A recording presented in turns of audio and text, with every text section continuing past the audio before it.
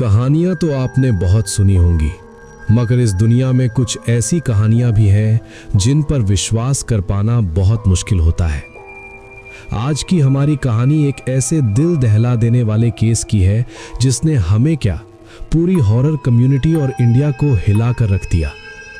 Arjun Mishra India के एक बेहद फेमस और रिस्पेक्टेड पैरानॉर्मल इन्वेस्टिगेटर थे, जिन्होंने अपनी पूरी जिंदगी मौत के पीछे के राज को जानने में लगा दी, और अब उनकी खुद की मौत एक बहुत बड़ा राज बन के रह गई है।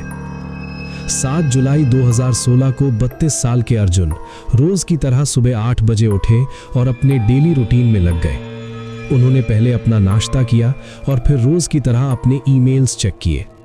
कुछ इंपॉर्टेंट ईमेल सेंड करने के बाद अर्जुन करीब 11 बजे के आसपास अपने बाथरूम में नहाने चले गए।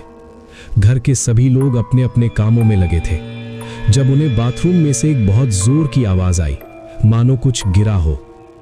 अर्जुन की पत्नी और उनके पेरेंट्स ने वो आवाज सुनते ही अर्जुन को पुकारा, मगर अर्जुन का कोई रिस्पॉन्स नहीं आया। कुछ ही देर में तीनों बाथरूम के पास पहुंच गए और बाथरूम को नॉक करने लगे, मगर तब भी अर्जुन ने किसी भी बात का कोई रिस्पॉन्स नहीं दिया। अर्जुन के घर वाले बुरी तरह परेशान हो गए और वो जोर जोर से दरवाजा पीटने लगे। अर्जुन के पिता ने किसी तरह दरवाजा खोला और उन्होंने देखा कि अर्जुन तो बाथरूम के फ्लोर पर बेहोश पड़ा है। घर वालों ने बिल्कुल भी देरी ना करते हुए अर्जुन को उठाया और सीधा हॉस्पिटल ले गए। वहां जाते ही डॉक्टर ने अर्जुन को डेड डिक्लेयर कर दिया। हैरत की बात तो ये थी कि अर्जुन की डेथ यूं तो ऑन द स्पॉट हो गई थी, मगर उन्हें इंटरनली कोई नुकसान नहीं हुआ था। यानी ना ही अर्जुन को कोई हार्ट अटैक आया था और ना ही उनके साथ कुछ ऐसा हुआ था जिसकी वजह से उनकी मौके पर ही इमीडिएटली मौत हो जाए। लेकिन अर्जुन की गर्दन पर एक लंबा सा काला निशान पाया गया था, जो कैसे आया, किसने दिया, ये आज तक कोई नहीं जान पाया है। मगर इतनी गहरी मिस्ट्री भरी मौत सच में किसी पैरानॉर्मल एक्टिविटी का रिजल्ट थी या सोचा समझा हुआ मर्डर? इस वीडियो में हम ये आगे डिस्कस करेंगे, लेकिन पहले जान लेते हैं कि आखिर अर्जुन मिश्रा थे कौन। अर्जुन मिश्रा भारतीय पैरानॉर्मल अनुसंधान संघ के फाउंडर थे। वो 1986 में गया, बिहार में पैदा हुए थे। 21 साल की एज में वो कनाडा अपनी हायर स्टडीज के लिए चले गए थे। वैसे तो वो एविएशन टेक्नोलॉजी यानी एरोप्लेन की पढ़ाई करने कनाडा गए थे, मगर वहां जाकर उनकी दिलचस्पी पैरानॉर्मल एक्टिविटीज और भूत प्रेत से जुड़ी चीजों में बढ़ने लगी। कनाडा में उन्होंने कई पैरानॉर्मल इन्वेस्टिगेटर ग्रुप्स का काम बहुत नजदीकी से देखा और धीरे धीरे उन्होंने खुद एक पैरानॉर्मल इन्वेस्टिगेटर बनने का फैसला कर लिया। मगर आप सोच रहे होंगे कि आखिर ऐसा क्या हुआ उनके साथ कनाडा में कि वो अपनी फील्ड की पढ़ाई छोड़कर भूत प्रेत की तरफ मुड़ गए।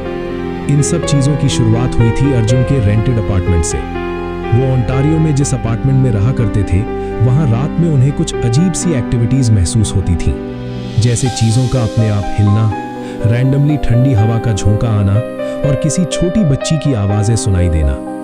जब उन्होंने आसपास के लोगों से जांच पड़ताल की तो उन्हें पता चला कि सबका ये मानना था कि उस अपार्टमेंट में एक छोटी बच्ची की आत्मा रहती है। अर्जुन को खुद भी एहसास होने लगा था और इसी की खोज करते करते अर्जुन पैरानॉर्मल एक्सपर्ट्स के टच में आ गए थे और वहीं से उनको इस फील्ड में इंटरेस्ट आने लगा। वो जानते थे कि इस काम को करियर बनाने से वो बहुत ज्यादा पैसे तो नहीं कमा पाएंगे, मगर उनकी क्यूरियोसिटी अब इतनी बढ़ गई थी कि उन्होंने यही फील्ड चुन ली और पैरानॉर्मल एक्टिविटीज से रिलेटेड अलग अलग केसेस सॉल्व करके वो लोगों की मदद करने लगे। अर्जुन ने अपने पूरे करियर के दौरान 6000 से भी ज्यादा हॉन्टेड कहे जाने वाले घरों को इन्वेस्टिगेट किया था। यही नहीं, इंडिया की बेहद फेमस हॉन्टेड साइट्स जैसे देवगढ़ किला, रुद्रपुरा गांव, विक्रम मिल्स और न जाने कितनी और साइट्स उन जगहों में से हैं जहां अर्जुन ने जाकर अपनी इन्वेस्टिगेशन की थी। जब अर्जुन ने भारतीय पैरानॉर्मल अनुसंधान संघ बनाया था, तब उनका सबसे बड़ा मोटिव था इंडिया में एक ऐसी हेल्पलाइन सेटअप करना जो कि सिर्फ पैरानॉर्मल एक्टिविटीज एक्सपीरियंस कर रहे लोगों की हेल्प करेगी। अर्जुन की हर इन्वेस्टिगेशन का बेसिस साइंस हुआ करती थी। वो जो भी ढूंढ कर निकालते, उसके पीछे का साइंटिफिक रीजन जरूर ढूंढते। वो अपनी रिकॉर्डेड रीडिंग्स को आधार रख के ही किसी कंक्लूजन पर आया करते थे। अर्जुन काफी फियरलेस इंसान थे। आपने कुछ इंडियन हॉरर शोज जैसे डरावनी फाइल्स और साया आया के बारे में तो सुना ही होगा। इन शोज की कुछ कहानियां अर्जुन के केसेस पर ही बनाई गई थी। और तो और अर्जुन खुद भी इन शोज के इंट्रोडक्शन और एंड में नजर आए थे। उनका करियर जोरों शोरों पर था जब अर्जुन को एक और इन्वेस्टिगेशन का केस मिला। ये वही केस था जिसे वो कभी कंप्लीट नहीं कर पाए और जिसके दौरान अर्जुन की मिस्टीरियस मौत हो गई। अर्जुन एक जगह की इन्वेस्टिगेशन कर रहे थे जहां उनकी रीडिंग्स के अनुसार 12 आत्माओं का साया था। 7 जुलाई के कुछ हफ्ते पहले से अर्जुन ने अपनी पत्नी को कहना शुरू कर दिया था कि एक नेगेटिव फोर्स थी जो उनका पीछा कर रही थी और उन्हें बार बार अपनी दुनिया में खींच रही थी। पुलिस ने जो रिपोर्ट दर्ज की उसमें उन्होंने इस केस को सुसाइड का नाम दिया, मगर सोशल मीडिया पर हर जगह अर्जुन की मौत को पैरानॉर्मल एक्टिविटीज का रिजल्ट बताया गया।